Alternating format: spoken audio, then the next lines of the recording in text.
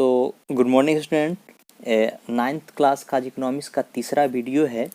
तो हमने लास्ट में पढ़ा था वस्तुओं के वर्गीकरण के बारे में। क्या पढ़ा था? वस्तुओं के वर्गीकरण के बारे में।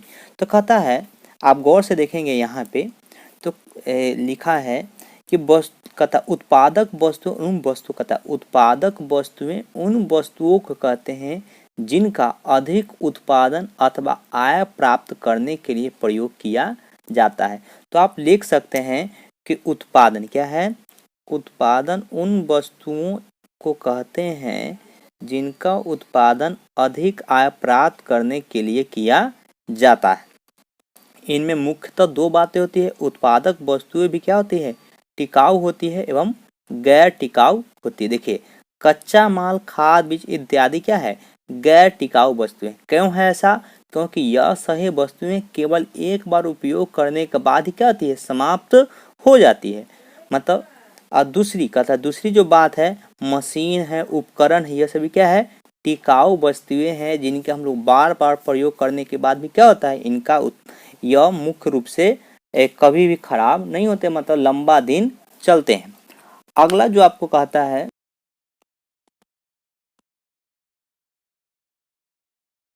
देखिए अगला जो कहता है विस्तृत कृषि। कहता है विस्तृत मतलब कृषि में क्या है? कृषि का फैलाव। क्या है? कृषि का फैलाव। तो कहता है, इसको आप आराम से लेते हैं, जब कृषि कहता है जब कृषि योग भूमि के क्षेत्रफल को बढ़ाकर कृषि उत्पादन में वृद्धि की जाती है तब उसे क्या कहते हैं? विस्तृत कृषि कहते हैं। इसको कहता है एक्सटेंसिव फार्मिंग कहते हैं। यह बात मुख्य रूप से आप लोग क्या करेंगे? लिख लेंगे। फिर हम बता रहे हैं कि अगर हमें किसी कृषि का पैदावार बढ़ाना है, क्या है? अगर हमें कृषि का पैदावार बढ़ाना है तो हम क्या करते हैं कि कृषि का पैदावार बढ़ाने के लिए कहते हैं हम एक किसी नई जमीन पर खेती कर लेते हैं। मतलब मान के चलिए आपके पास 1 कट्ठा जमीन है जिससे आप मतलब 5 क्विंटल गेहूं उपजाते हैं और हमें 8 क्विंटल गेहूं उपजाना है। तो हम लोग क्या करेंगे कि बस दूसरे जमीन पर जाके कर उसके बगल के जमीन पर खेती करने लगे। तो यह क्या कहलाएगा? इस प्रकार की खेती क्या कहलाती है? विस्तृत कृषि कहलाती है। ठीक है, यह बात इंपॉर्टेंट हो गया। यह लिख पाएगा कि जब कृषि योग भूमि के क्षेत्रफल को बढ़ाकर कृषि उत्पादन में वृद्धि की जाती है तो उसे क्या कहा जाता है? विस्तृत कृषि या एक्सटेंसिव फार्मिंग भी कहते हैं। अब जो दूसरा जो महत्वपूर्ण है, गहन कृषि। कहता है क्या है? गहन कृषि। अब देखिए, अगर आपको उत्पादन बढ़ाना है, मतलब हमारे पास 1 कट्ठा जमीन में हमको 5 क्विंटल चावल उगाना है, तो हम क्या कर सकते हैं? एक तो पहला कहता है कि विस्तृत खेती, जिसमें हम दूसरा जगह खेती करके बढ़ा सकते हैं। अब लेकिन कहता है गहन कृषि। तो देखिए इसमें लिखे हैं, किसान जब अपनी संपूर्ण कृषि योग्य भूमि का कृषि कार्य के लिए प्रयोग करता है तथा कोई भी भूमि पड़ती नहीं छोड़ता, मतलब जमीन का हर एक इंच, हर एक टुकड़ा पर जब खेती करता है तो वह क्या कहलाता है? गहन कृषि कहलाता है। क्या कहलाता है? गहन कृषि कहलाता है कि वह जमीन का हर टुकड़ा का प्रयोग करता है, बल्कि कोई भी एक छोटा सा टुकड़ा भी नहीं छोड़ता है। मतलब जो आड़ी देखते हैं, जो आड़ी होता है जमीन, खेत में आड़ी जो होता है, उनको भी वो नहीं छोड़ता है। ऐसे खेती को क्या कहता है? गहन कृषि कहा जाता है। अब देखिए जो कहता है बहु फसल। क्या है? बहु फसल से क्या समझते हैं? तो कहता है बहु फसल मतलब क्या है? एक से ज्यादा फसल। बहु फसल मतलब क्या हो गया? एक से ज्यादा फसल। तो कहता है जब भूमि के एक निश्चित टुकड़े पर एक से अधिक फसल उगाई जाती है तो उसे क्या कहता है? बहु फसल कहते हैं। अब जैसे आप लोग देखते हैं, जब सब्जी का खेती होता है तो एक तरफ कोई फूलगोभी लगाया रहता है तो एक तरफ बगल में टमाटर लगाए रहते हैं। तो ऐसे कृषि क्या कहलाती है? बहु फसल कहलाती है। इससे क्या होता है कि एक ही समय में 2 या 3 से ज़्यादा फसल का क्या होता है? उत्पादन किया जाता है। उससे क्या होता है? इससे नगद भी, मतलब क्या है? इससे पैसा भी बहुत मात्रा में प्राप्त हो जाता है। इसमें कोई दिक्कत तो नहीं है। फिर हम लोग देखते हैं आगे के, मतलब जस्ट आगे बढ़ते हैं, देखते हैं। अब तो आगे बढ़ते हैं स्टूडेंट, देखते हैं अगला जो टॉपिक है आपका। कहता है कृषि की नवीन तकनीकी। क्या कहता है? कृषि की नवीन तकनीकी।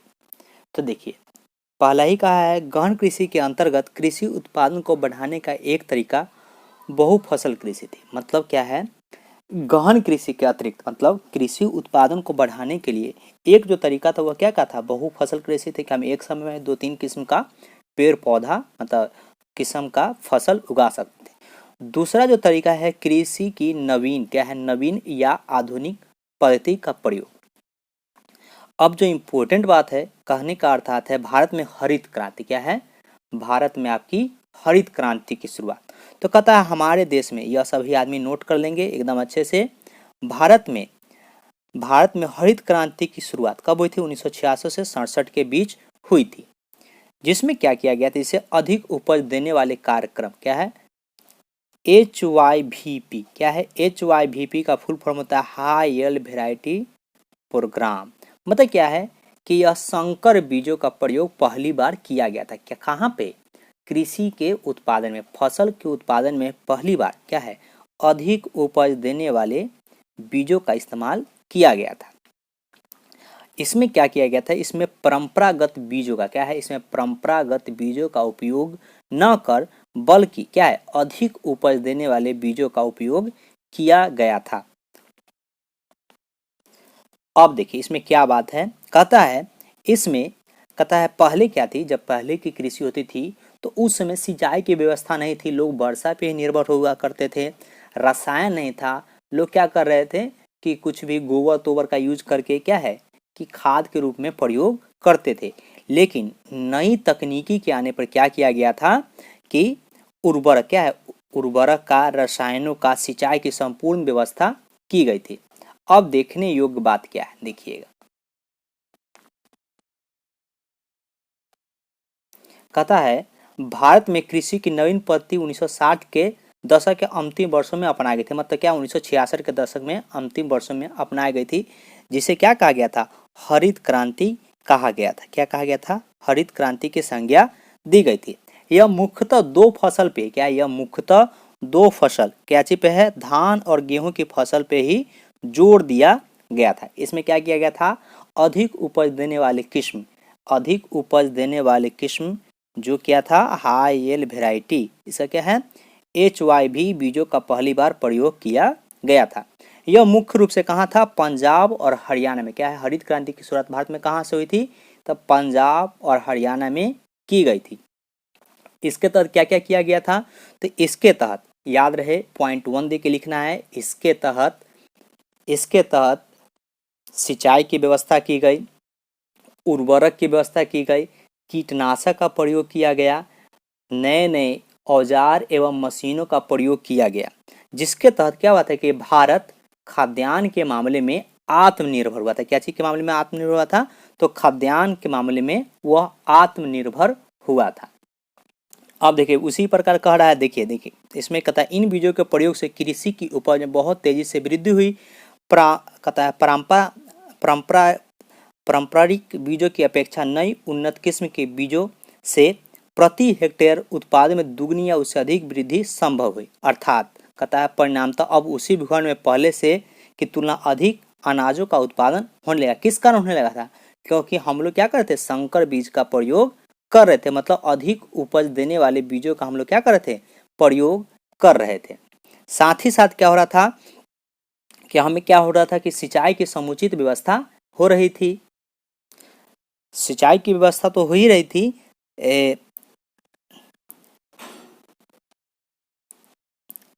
और ही साथ क्या था, फसलों के कीटनाशकों और रोगों से बचाने के लिए कीटनाशक औषधियों का प्रयोग अनिवार्य हो गया था। कहता भारत में कृषि की नवीन पद्धति का प्रयोग सर्वप्रथम कहाँ हुआ है, तो खासकर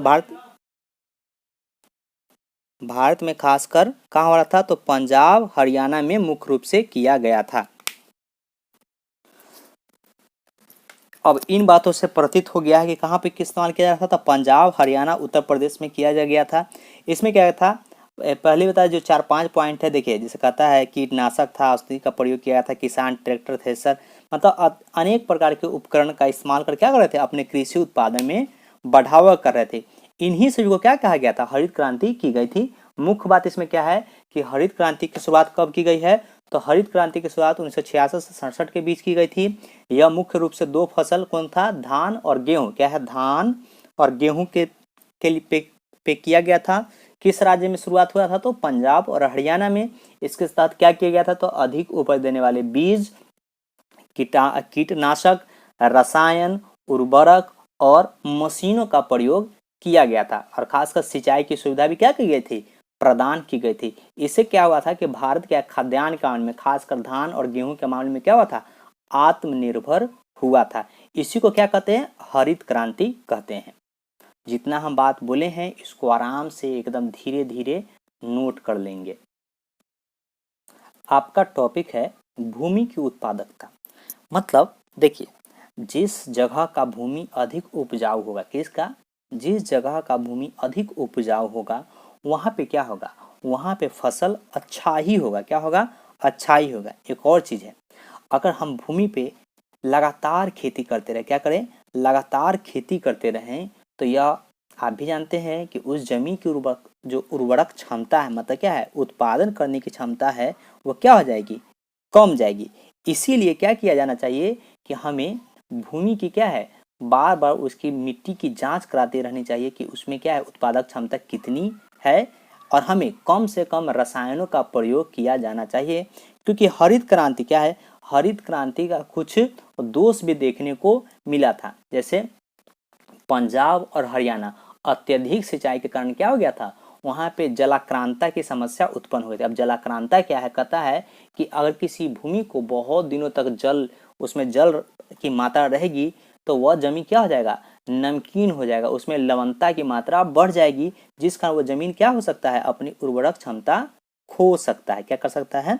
खो सकता है। तो इसी के लिए क्या कहती है सरकार? हमेशा वो कहती है कि हमें क्या करना चाहिए कि देखिए, इसमें लिखा है परंपरागत रूप से राज्य में किसान खाद के लिए गोबर, हड्डी, पेड़ पौधे आदि पत्ती का क्या है? जैविक पदार्थ का प्रयोग करते रहे, जिससे क्या मिलता है कि इससे थोड़ा बहुत जो पेड़ पौधे का उर्वरक क्षमता है वो क्या होता है? थोड़ा बरकरार रहता है, जिससे क्या होता है कि उत्पादन क्षमता बरकरार रहता है। थोड़ा जो भी बुक का है ये बहुत लंबा चौड़ा डिटेल दिया है, इसमें डाटा उटा है, वो आप लोग देख लीजिएगा कि मिट्टी का जांच क्या है नहीं है। फिर हम लोग अगला टॉपिक पे चलते हैं। अब कहता है भूमि का वितरण। अब देखिए, कहता है भूमि उत्पादन का अत्यंत असत्याज साधन, मतलब कि बिना भूमि के किसी अनाज का उत्पादन की संभावना किया ही नहीं जा सकता। क्या है? किया ही नहीं जा सकता है। और हमारे देश में क्या है? और हमारे देश या हमारे राज्य या हमारे गांव में जमीनों का या भूमि का एक समान वितरण नहीं देखने को मिलता है। क्या है? देखने को नहीं मिलता है। किसी के पास 10 कट्ठा जमीन है तो किसी के पास आधा धूर भी जमीन नहीं है। यही कह रहा है भूमि का वितरण, मतलब भारत जैसा देश में भूमि का असमान वितरण है। कहीं कहीं तो ऐसा भी है जिनके पास इतना ज़्यादा जमीन है कि उन पे पूरे जमीन पे खेती होता ही नहीं है, और किन्हीं के पास अगर खेती करने का पूरा इच्छा भी हो तो उनके पास क्या है? जमीन ही नहीं है। तो यह क्या है? भूमि का वितरण क्या है? भारत में असमान वितरण। आपसे पूछा है कि भारत में भूमि का वितरण क्या है? तो भारत में भूमि का असमान वितरण है। ये बात को आप लोग नोट कर सकते हैं। अब दूसरा महत्वपूर्ण कहता है श्रम की आपूर्ति। हम पहले ही पढ़ चुके हैं उत्पादन के कितना 4 सहायक होते हैं, नहीं, आप लोग पहले ही पढ़ चुके हैं 1 2 3 और 4। ठीक है, तो अब कहता देखिए श्रम क्या है? भूमि के पश्चात श्रम उत्पादन का दूसरा महत्वपूर्ण साधन है कि बिना श्रम के किसी, कहता है श्रम क्या है? भूमि का दूसरा महत्वपूर्ण साधन है। यह क्या? उत्पादन का एक अनिवार्य साधन है। मतलब भूमि के बाद जो सबसे दूसरा महत्वपूर्ण चीज है किसी भी वस्तु के उत्पादन के लिए, तो वह क्या है? श्रम है। बिना श्रम के किसी भी वस्तु का उत्पादन नहीं किया जा सकता है। भूमि तथा पूंजी उत्पादन के निष्क्रिय संसाधन, मतलब क्या है? भूमि और पूंजी, आपके पास भूमि भी है, पैसा भी है, लेकिन आपके पास कोई काम करने वाला नहीं है, तो वो दोनों क्या है? निष्क्रिय है। मतलब क्या है? अगर आपके पास पैसा है, आपके पास जमीन है, लेकिन आपके पास कोई लेबर नहीं है, तो आप किसी वस्तु का उत्पादन करने में क्या है? सक्षम नहीं होंगे। तो कहने का मतलब है कि किसी भी वस्तु के उत्पादन के लिए श्रम क्या है? सबसे महत्वपूर्ण साधन माना गया है कि बिना श्रम के हम किसी भी खेती के बारे में सोच भी नहीं सकते। ऐसा क्यों? तो हमें जुताई के लिए श्रम चाहिए, खेती मतलब क्या है? फसल काटने के लिए श्रम चाहिए, फसल रोपने के लिए श्रम चाहिए, मतलब श्रम मतलब क्या है, लेबर चाहिए। फसल को घर पे लाने के लिए लेबर चाहिए, फसल को देखभाल करने के लिए हमको क्या चाहिए, मतलब श्रम की आवश्यकता पड़ती है। तो हम ये सब को बात जानते हैं कि श्रम के बिना किसी फसल के क्या है, किसी भी फसल का उत्पादन नहीं किया जा सकता है। अब एक बात देखिएगा, देखिए भूमि की जुताई एवं बुवाई तथा फसलों की कटाई के समय रोजगार मिलता है। और समझिएगा श्रमों को रोजगार कैसे मिलता है, तो देखिए भारत जैसे देशों में जो जो भूमिहर क्या है, जो भूमिहर किसान है जिनके पास जो श्रम करते हैं, तो कौन श्रम करते हैं, जिनके पास भूमि नहीं होता है, क्या है, जिनके पास भूमि नहीं होता है वही क्या करते हैं, श्रम करते हैं। अब श्रम करने का क्या तात्पर्य बनता है, तो श्रम लोगों में क्या है कि देखिए दो चीज़ें, हर आदमी का अलग अलग पैसा तय किया रहता है कि जैसा श्रम करते हैं उनके हिसाब से उनको क्या मिलता है, पैसा भी मिलता है। लेकिन यह भी क्या है कि एक मौसमी रोजगार है, क्या है, मौसमी रोजगार है, क्योंकि हर समय तो फसल कटता नहीं है, हर समय फसल उगता भी नहीं। तो जब ये फसल कटाई होती है तभी लोग क्या होते हैं, उनको रोजगार मिलता है और उनको भी क्या है, बहुत कम दर पे पैसा मिलता है। तो यह एक कह सकते हैं कि मजदूरी भी क्या मिलता है, मजदूरों को भी भारत में मजदूरी बहुत कम मिलती है, मतलब क्या कृषि के लिए मजदूरों को मजदूरी भी क्या मिलती है, बहुत कम मिलती है। अब कहता है कृषि के लिए पूंजी, तो कहता है प्राय उत्पादन के लिए पूंजी की आवश्यकता पड़ती है, चाहे वह नकदी क्या है, खासकर नकदी, कहता है खासकर नकदी मुद्रा की आवश्यकता पड़ती है। और भारत जैसे छोटे किसान हैं वो जो बैंक से लोन नहीं ले पाते तो वह कहाँ से लेते, कहते हैं कि पूरे भारत में, कहते हैं पूरे भारत में किसान से सबसे मतलब पूरे भारत में किसान सबसे ज़्यादा कर्ज किसे लेते हैं, तो साहूकार से लेते हैं, जो क्या सूद की दर 20 से 25% ज़्यादा लेते हैं। और यह साहूकार क्या करते हैं, मजदूरों का शोषण करते, क्या करते हैं, मजदूरों का शोषण करते हैं, जो क्या है बहुत ही सरासर गलत है। किसी कोई मजदूर तो इतने साहूकार के कर्ज में दब जाते हैं कि वह अपना जमीन भी क्या करते हैं, साहूकार के हाथ से उनको बेचना पड़ता है और वो क्या कहते हैं, वो भूमिहीन हो जाते हैं। तो यह क्या है, भारत में यह एक संकट है, कर्जदार किसान क्या होते हैं, कर्ज के तले दब जाते हैं। कहीं कहीं तो ऐसा भी है कि किसान क्या होते हैं, मरने के लिए भी मजबूर हो जाते हैं। चलिए अगले क्लास में हम लोग पढ़ेंगे सरप्लस सरप्लस थोड़ा सा बता देते हैं इसके बारे में। सरप्लस मतलब क्या होता है कि जब किसान अपने क्या है, जब भूमि मतलब अनाज का उत्पादन अपने मतलब खपत से ज़्यादा करते हैं और उस अनाज को बेचकर जो पैसा प्राप्त करते हैं उसे क्या कहा जाता है, सरप्लस कहता है। जिसके पैसे के इस्तेमाल वो अगली उपज को करने में या किसी संसाधन को खरीदने में करते हैं, उस पैसे को क्या कहा जाता है, सरप्लस कहा जाता है। तो हम लोग अगले क्लास में इसके बारे में पढ़ेंगे। अगला क्लास में आपका ये पूर्ण रूप से खत्म हो जाएगा यह चैप्टर। जो भी कोई प्रॉब्लम हो तो आप लोग बात कर सकते हैं हमसे, कि जो प्रॉब्लम होगा वो हम आपको विशेष रूप से बता देंगे।